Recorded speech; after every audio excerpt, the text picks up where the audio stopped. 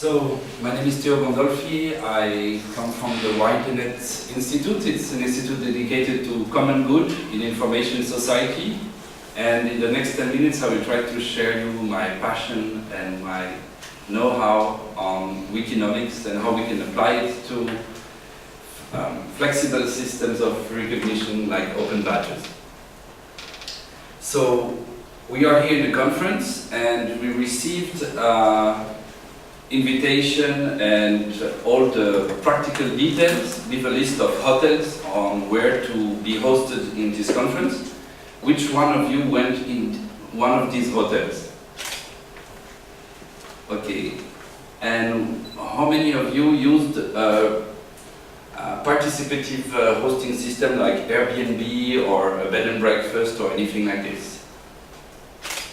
Okay, so we can see that we already have some people who are entering into the collaborative culture practically, because we can see that we have some people who are applying to existing dominant systems for hosting, where they are customers and the service is 100% key in the hand.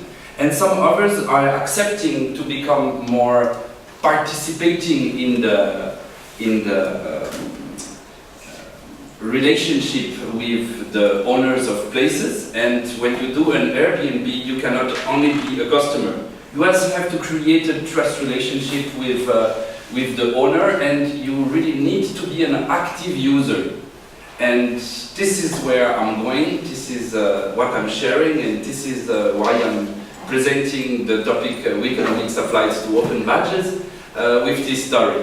It's very interesting to know that I could not only have a room when I arrived in Tallinn for this conference. I had my plane delayed, and I had to call the guy who was going to give me the key to negotiate with him because I was arriving 1 o'clock in the morning. I had to create trust with him to make sure that he's not afraid because I smoke cigarettes, and he wrote that the room is non-smoker, and he had to show me some details because his apartment is big. But at the end, for a lower price, I got a beautiful, maybe 100 square meter apartment for a lower price than what is proposed, because I contributed. It was an active action of mine. So this is how we can revisit the Wikinomics concept, and now in 3 to 6 minutes I will try to go deep into the Wikinomics European project that I'm coordinating. So in 2011, Internet Foundation won a great project on developing wiki skills and creating a pedagogical framework to recognize these collaborative skills in the domain of formal and informal learning for all profiles, from students to lifelong learning of trainers, of teachers, etc. And then we started to adapt this competency framework to various public, and now we are adapting it to the economical environment. Issues like long tails, 99-1 principle, wisdom of crowds are representative of how mass collaboration can change everything. And this is why Wikinomics EU project was funded, because it helps people to prepare for specific trades, craft and careers. And this is very important not to forget the transversal skills that we are today needing, soft skills for social and professional insertion. So, I ask you the question, do you believe we are in transition to a digitally supported life? And if you do, how can we avoid applying Wikinomics? How can we avoid seeing mass collaboration as a key change and entering into the crowdsourcing, crowdfunding, and all types of participative models? But this requires fair scenarios for cooperation. And fair trade is not only about north-south development, but it's also about having a fair trade with the owner of the apartment where I located, where is the conference where I go, and I have always to have a fair trade and to have a relationship, and this is the key. So, for example, when you publish a how-to on anything with some colleagues, which license are you going to apply?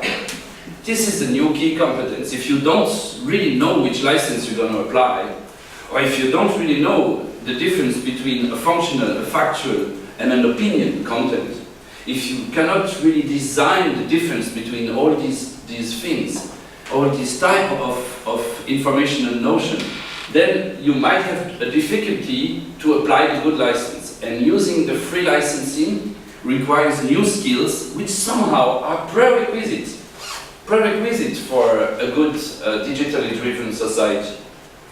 And this is somehow like language or any basic cognitive know-how. This is something that really is useful for pads, social bookmarking, wiki users, etc. And that sometimes people think it's not their specialty, they are not lawyers, so they should not know about which license for which content. And then they are not integrating themselves in good relationship while learning and being in the active life. So, of course, there are unfair users, but we can also learn how to prevent and detect them at early stages of informational development of an environment. And this is also a key competence that is very useful in the Wikinomics culture. Now, we developed a network of angels who are facilitating this transition from non-digital to digitally driven socialization. And any expert who feels comfortable with the Wikinomics principle and who has skills in whether training, coaching, or software development, or promotion, etc., can develop a partnership, and we are all consultants. We work both for local NGOs in Switzerland or in the entire Europe, as well as for World Bank or for big federal institutions who are needing the transition from a non-collaborative to a collaborative environment. This is where we come to the European system for validation of experience.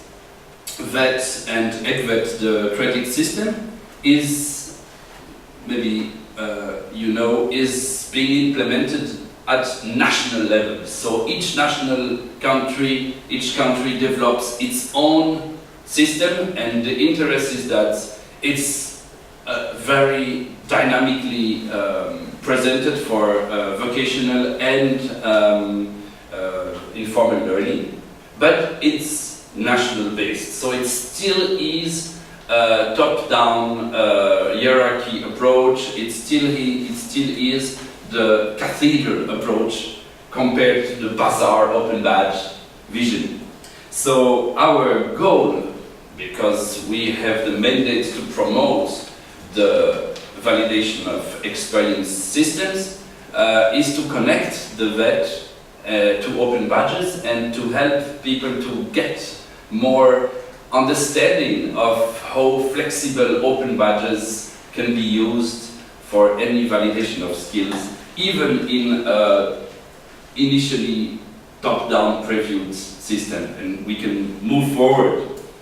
So matching, applying wiki practices, and supporting informal learning incomes and outcomes. So these elements are new, and what is interesting for you is that when you use Airbnb, for example, it's on your smartphone, you make some clicks.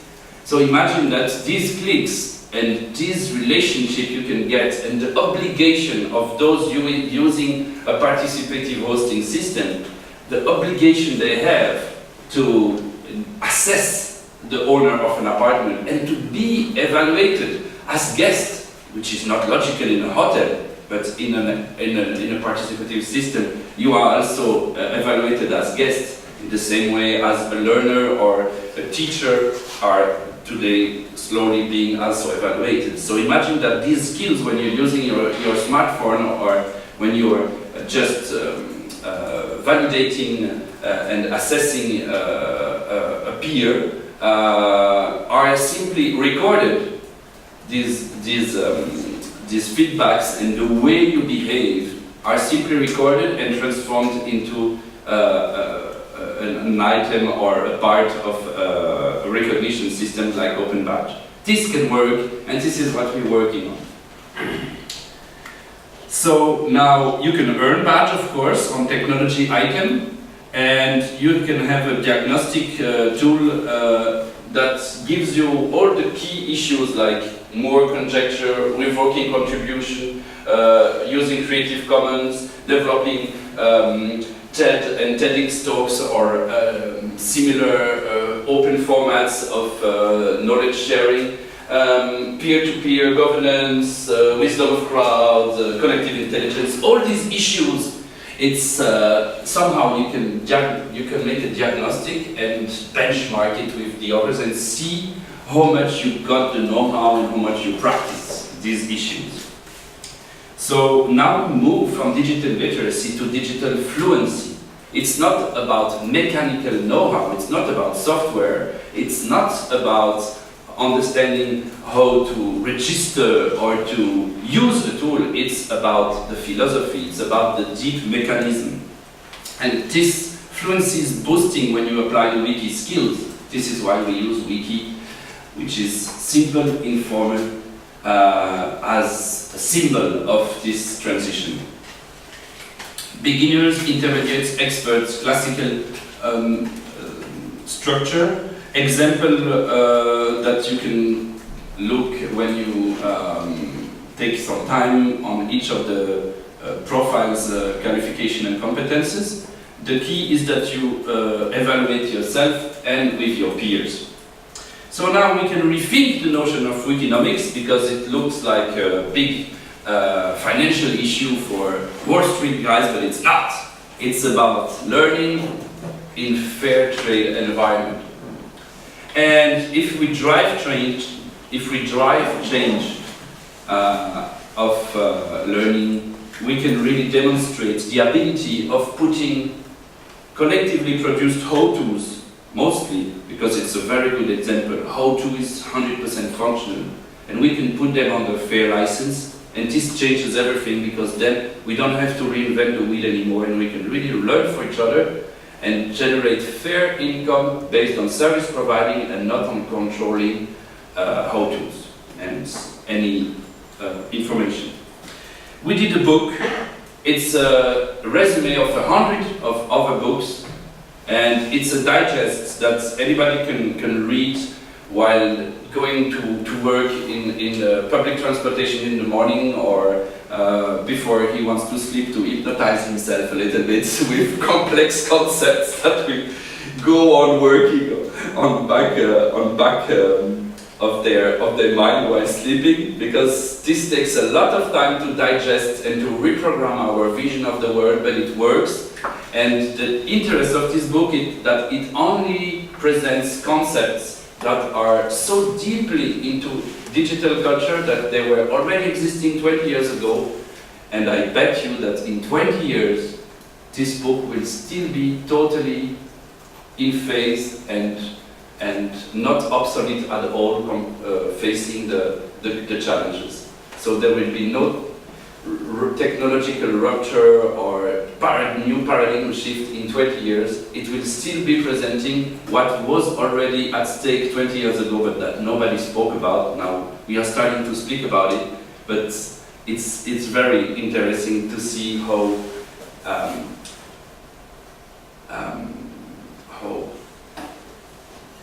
long-term vision can be brought even in digital issues, and you can adapt it to your audience. It's newly translated into English, so enjoy. Thank you.